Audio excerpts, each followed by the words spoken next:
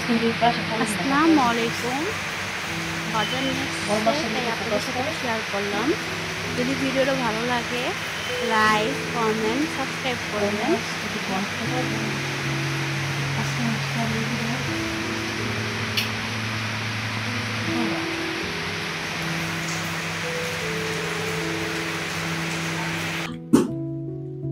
আমি একটি কড়াই বসিয়ে দিয়ে পরিমাণ মতো সয়াবিন তেল, পেঁয়াজ কুচি দিয়ে দিব হাফ কাপ, 1 টেবিল চামচ লবণ দিয়ে ভালো করে পেঁয়াজটা ভেজে নেব।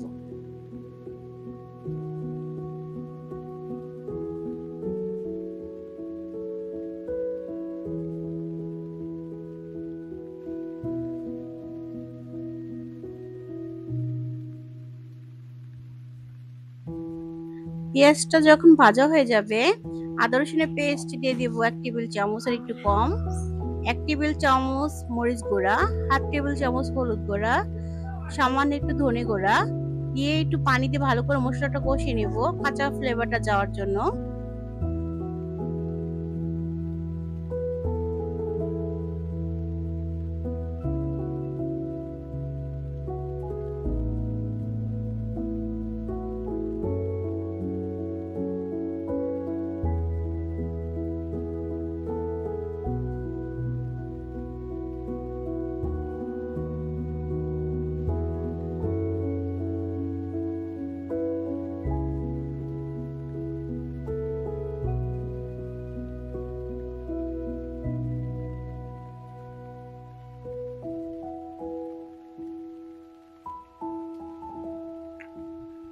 আমি এটা বোয়াল মাছ রান্না করব।